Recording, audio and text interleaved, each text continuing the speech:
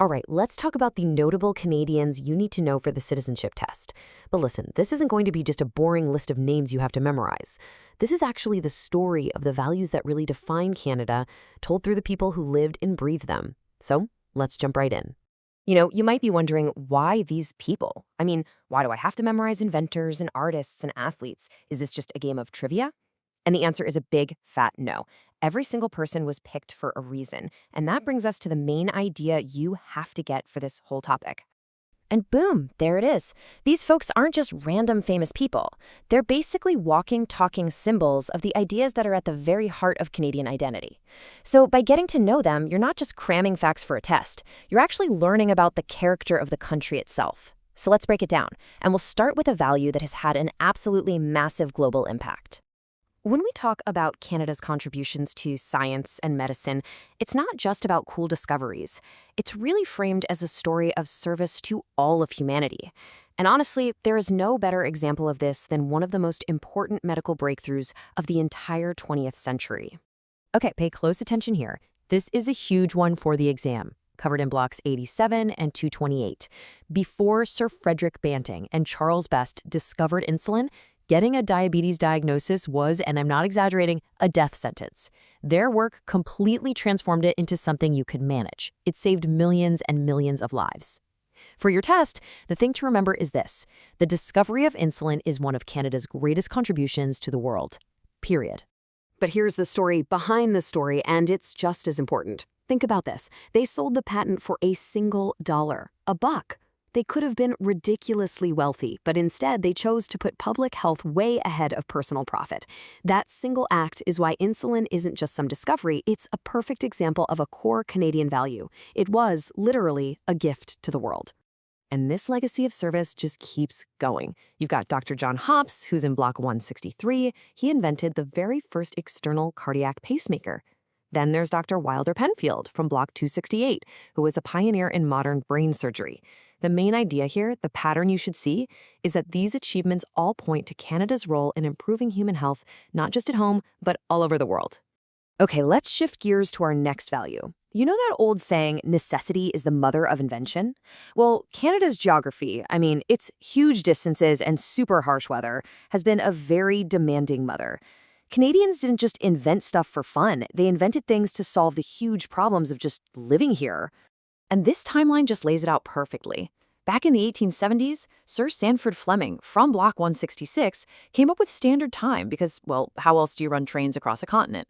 Around that same time, Alexander Graham Bell gets the idea for the telephone while he's in Canada, the ultimate tool for conquering distance. Fast forward to 1937, Joseph Armand Bombardier invents the snowmobile to get around in the crazy winters. And more recently, you've got the Canadarm, a symbol of our work in space, and of course the BlackBerry from Block 271, which totally changed how we all communicate. See the pattern? Each one solved a Canadian problem, but ended up giving the whole world a new tool. Right, so a country isn't just about tech and science. Its identity, its soul is forged in things like art and sports and big ideas. So the question is, how did Canada start to see itself as Canadian? Well, in a lot of ways, it started by just looking at the land differently. The group of 7 and Emily Carr, you'll find them in blocks 105 and 164, were a huge deal because they just stopped trying to paint like Europeans. They looked at the Canadian wilderness and painted it for what it was: wild, huge, and powerful. And by doing that, they made the rugged landscape a central part of what it means to be Canadian. So this idea of creating a unique identity doesn't just stop with paintings. If the group of 7 gave Canada its look, its visual brand, you could say, well, another icon came along and gave Canada its feeling, its cultural heartbeat, right on the ice. For the test, you 100% need to know Wayne Gretzky. He's in blocks 161 and 264, and he's known as Canada's greatest hockey player. Simple enough. But the reason he's in this guide is because he's so much more than just an athlete. He's a cultural icon. The way he played, all about teamwork, creativity, and a kind of quiet humility, became a global symbol for Canada's national sport, and maybe even for a certain type of Canadian character. Canada's cultural impact also comes from some really deep thinkers. Marshall McLuhan and Harold Innis from Block 229 were way ahead of their time in communication theory. McLuhan's famous line, "The medium is the message," basically predicted the internet age decades before it happened. So here's the key takeaway for the test. Canada doesn't just export things you can touch, it exports powerful ideas that change how the world thinks. This brings us to another really critical set of values: leadership, courage, and sacrifice.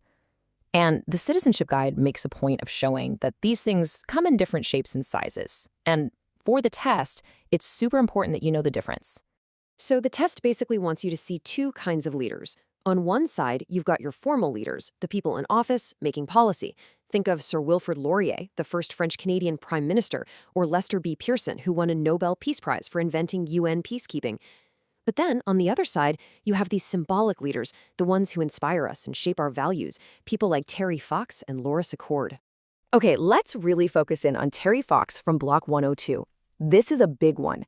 For the exam, you have to know that he was a cancer survivor who lost his leg and that he ran the Marathon of Hope to raise money for cancer research. The key answer you need to remember is simple. He is one of Canada's greatest heroes. But why? Why him specifically? And this really gets to the heart of it. Terry Fox's run brought the entire country together. He proved that one person, with just incredible resilience and a deep desire to help others, could offer a powerful kind of moral leadership. His story shows us that courage isn't just for soldiers on a battlefield. It's also in that quiet, stubborn, day-after-day fight against hardship. And that tradition of courage is also celebrated with the Victoria Cross, which is Canada's highest award for military bravery. Now, what's so important to notice here is the diversity of the people who received it. We have Alexander Roberts Dunn, the very first Canadian recipient. We have William Hall, the first Black man to get the award. And we have Philip Conawall, an immigrant who earned it. This tells you something really powerful. In Canada, heroism is defined by what you do, not where you come from. So when we pull the camera back and look at all of this, you can start to see it, right? All these individual stories, they start to form a really clear pattern. They're not just a random collection of facts to memorize. They're all threads woven into the fabric of Canadian identity. And this is the big picture. This is what it all adds up to. Canada values service and sacrifice, like selling the insulin patent for $1 or Terry Fox running across the country. It values resilience in overcoming a tough landscape and personal struggles. It values innovation that helps the whole world, like the telephone and the Canadarm. And it sees diversity and inclusion not as a slogan, but as a core strength, celebrating heroes from every single background. So here's your final takeaway. Let me boil it all down. To pass the test, yes, you absolutely have to connect the name to what they did. But for real citizenship, the goal is to understand the value behind what they did.